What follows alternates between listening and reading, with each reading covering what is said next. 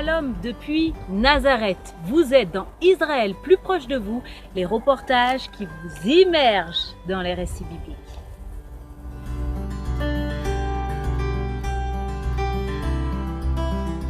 Le premier miracle de Jésus, l'eau changée en vin, qui s'est passé d'ailleurs à quelques pas d'ici, au village de Cana. Ce miracle nous a interpellés. Nous allons nous pencher avec Amer sur l'importance du vin à l'époque de Jésus au 1er siècle.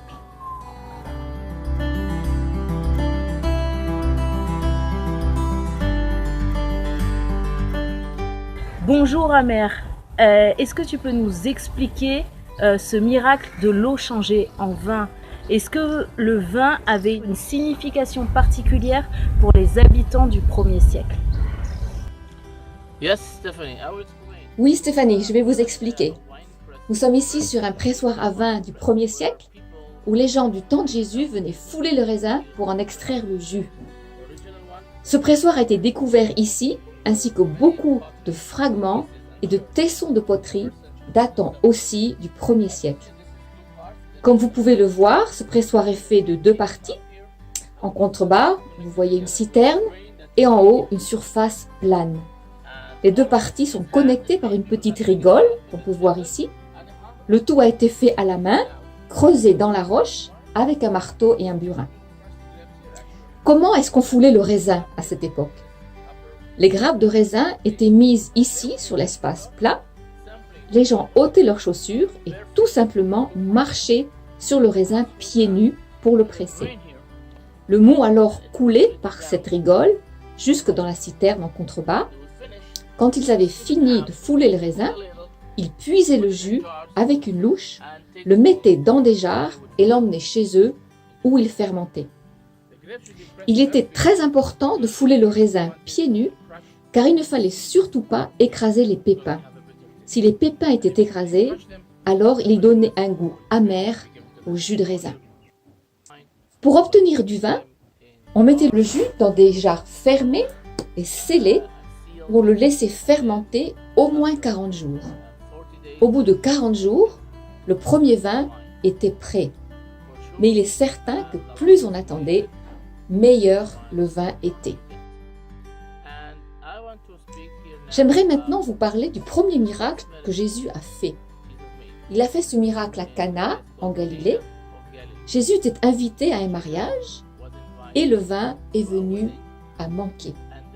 Jésus a fait son premier miracle en changeant de l'eau en vin. Au 1er siècle, le vin était quelque chose de très important. Les gens s'en servaient dans leur vie quotidienne. Il fallait ajouter du vin à l'eau pour la purifier et même la rendre potable, et aussi pour améliorer son goût. En général, l'eau n'avait pas bon goût car elle avait stagné longtemps dans les citernes et donc on y ajoutait du vin pour la rendre à la fois potable et plus agréable à boire. Le vin était aussi très important à l'occasion des mariages. Il était quasiment impensable de célébrer un mariage sans offrir du vin aux invités. Et là, j'aimerais lire un verset de la Bible qui nous parle de cela. Dans Jean 2, au verset 3, on lit « Le vin étant venu à manquer, la mère de Jésus lui dit « Ils n'ont plus de vin ». Ce qu'elle dit là, qu'ils n'ont plus de vin, est très important. Il nous montre à quel point le fait qu'il n'y ait plus de vin est quelque chose de dramatique. Sans vin, les festivités du mariage ne pourront pas continuer. Donc, comme je vous l'ai dit, le vin était très important dans la vie de tous les jours et encore plus pour les mariages. Le vin est aussi un symbole de joie et il était impensable que les invités continuent à se réjouir des noces sans boire de vin. Maintenant, comment Jésus a-t-il transformé l'eau en vin? Il a dit aux serviteurs de remplir les jarres d'eau. Que nous dit la Bible? Elle nous dit qu'il y avait 6 jarres de pierre qui avaient été purifiées selon la tradition juive. Chaque jarre contenait 2 ou 3 mesures. Ces jarres étaient donc énormes.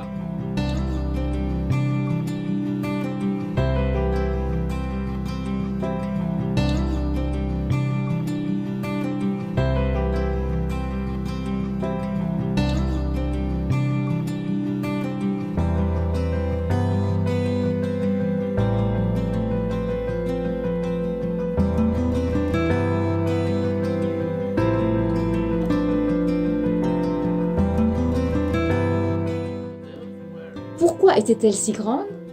C'est bien que c'était nécessaire.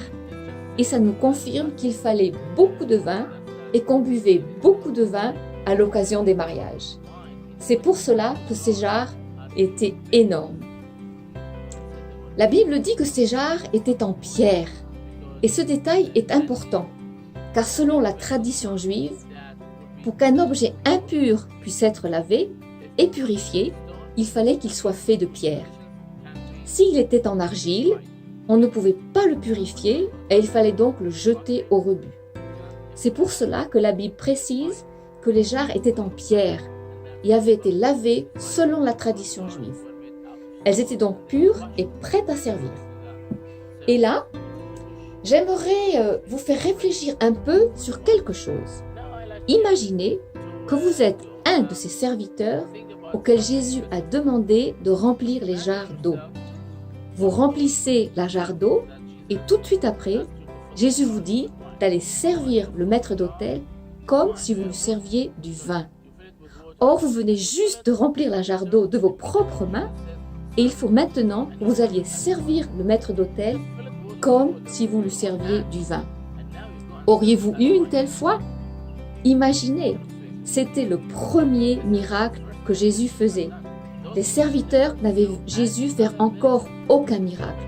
Pour eux, c'était la première fois. Et je trouve que ces serviteurs ont fait preuve d'une très grande foi en allant puiser l'eau et en ayant confiance qu'elle avait été changée en vin et qu'ils ne se retrouveraient donc pas dans une situation embarrassante vis-à-vis des invités. Une grande foi.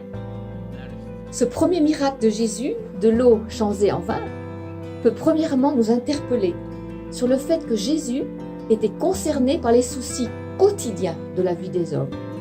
Changer de l'eau en vin peut paraître futile et pourtant Jésus a répondu à ce besoin.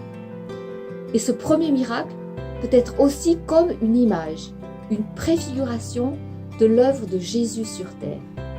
Il est venu changer nos vies, nous faire passer du statut de pécheur à celui de gracié, de justifié, de purifié.